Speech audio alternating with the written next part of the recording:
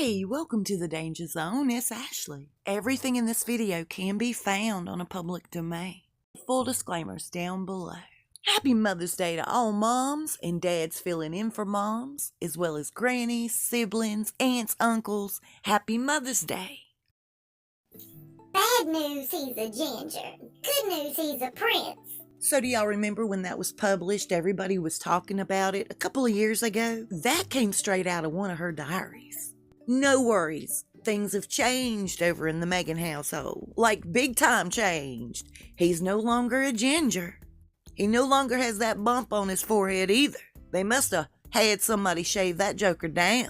He got on Instagram yesterday and released this video where he's sitting in a closet yet again. In my opinion, it doesn't even look like the same guy, truly. And I can sit here and point out everything that you can obviously see is different between these two men. But I'll totally spare you because we got other stuff to talk about. Y'all, she had him sitting there reading one of her speeches again. He spoke about Victory of Europe Day. He spoke about Invictus Games. What does she know about either one of those? You can totally tell that speech was written by Meghan. It was so American. Plus, he didn't feel good about it when he was saying it. You can always tell by somebody's body language how they're feeling about what they're doing. He had no confidence in what he was reading. He kept his eyes on the script, literally looked up twice to roll his eyes. And in between those things, he kept his eyes closed. That tells me he's trying to hide. Why? And a couple of times it got really strange. His body language shifted, and you could hear somebody moving around behind that camera. He literally acted scared, depressed, sad, and that goes along with what was told to me. Before we get to that, I want to share something else with you really fast. It's okay for Meghan to have friends, but Harry's just not allowed to have that same luxury in life. He's evidently good friends with Cressida still. Aside from being worried about him like the rest of his friends and family, she contacted him to tell him what's up with her wedding. This didn't sit well with Meghan, okay? Listen to what followed. It's just a complete repeat of 2018 when she threw a fit and started crying and whining over how nobody likes her. Everybody hates Meghan. Went on to say that she didn't feel like Harry was supporting her enough. This move was just as hard for her as it was for him. This is what his friends are saying that he shared with them. His friends said, hey, Harry's been separated from everything he loves. His family, his friends. He's not adjusting at all in LA. He's just not feeling at home. Harry, I'm not feeling really sorry for you at all. You made this bed. Lay in it. Okay, so remember the other day when we were talking about how the book got canceled by the publisher? Scobie was bragging about how it hit #1 in the pre-order list. And then boom, everything crashed. The publisher was canceling these orders. Then the next day, Scobie comes back on Twitter and says, go ahead and order your book again. Everything's fine. It was a glitch that got fixed. In reality, it was the royal family saying, hey, look, you didn't allow us to look at this. We don't know what was in this book, and we'd kind of like to take a look. Everything got stopped, dead in its tracks. The royal family's attorney said, look, this is not going forward. We did not okay this. So let's get it fixed. And obviously it was fixed because it's back up on the market. Here's the allegations. The royals came down hard on Meghan and Harry over that thing.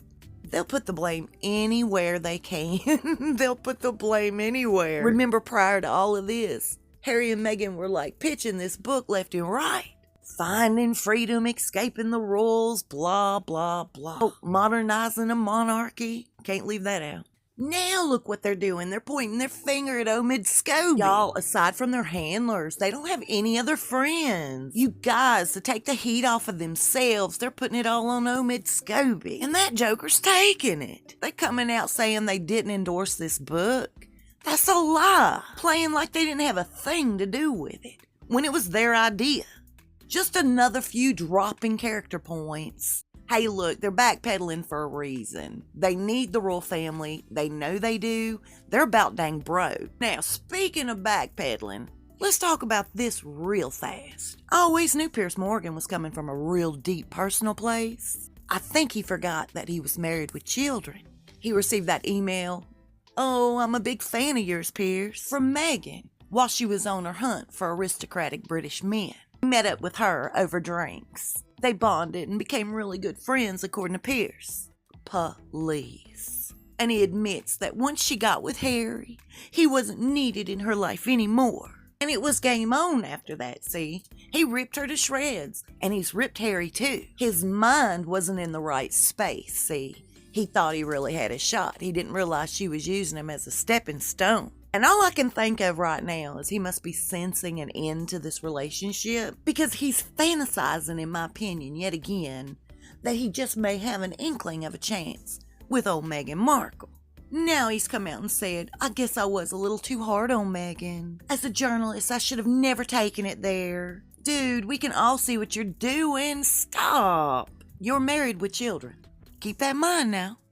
Anyway, there's another person out there talking about Meghan and Harry, but not in the way you'd think. Lady Colin Campbell's striking back. She is now writing her own book. She says she has insider information. She's got answers to all the questions. She's got secrets revealed in this tell-all book, all about Harry and Meghan. I just want to know whose baby they keep using. It can't be the same one. And looking at these pictures from newborn to now doesn't make sense. When they first introduced that doll, it was tan. This child has changed from picture to picture to picture, not only in looks to me, but skin color. How does that happen? He's glowing. He's so white. I really hope Lady Colin Campbell touches on this in her book. Getting back to Harry and Meghan. Listen, she's already put into his head that they're being followed everywhere they go by the paparazzi. Thank you, journalist Jay. I appreciate you so much. So it was shared with me this morning that Harry's not in a really good mental state, and we've heard this for quite a while. Here's her latest control tactic. It's just a mind game. She's packing into his mind every time they leave their area that they're being followed by the paparazzi. She knows he has a huge fear of the paparazzi. In his mind, they killed his mother. Now, due to the paranoia that she's planting real deep into his brain, he is continuously switching cars, doesn't want to leave the house, would prefer to stay home, do all their business, even without this lockdown restriction. Online, by telephone, not in person. I was told he's having serious bouts of paranoia. He has no trust in anyone or anything except Meghan. This is not good stacked up with the other mental issues he's going through. This has the potential to go really, really bad. When Victoria Beckham didn't want to bend over backwards for Meghan, she did something real nasty. And the end result was not a pretty one.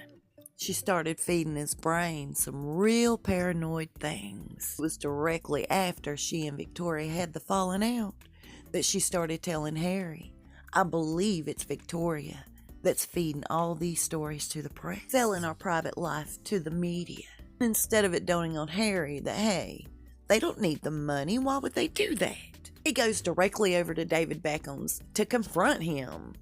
They had huge words over this. It was a big deal. And according to my buddy Jay, Harry didn't walk away from there thinking, oh, okay, they didn't do it. You could not talk sense into Harry. He was too hopped up. And besides that, it came from Meghan, so you know it has to be true. And they've really not spoken to David or Victoria Beckham since, but hear this. Any normal thinking person, anybody with a lick of sense would offer up an apology to a buddy that you had words with, especially if you wanted to get something from them, right? Just another piece of proof that the world owes them.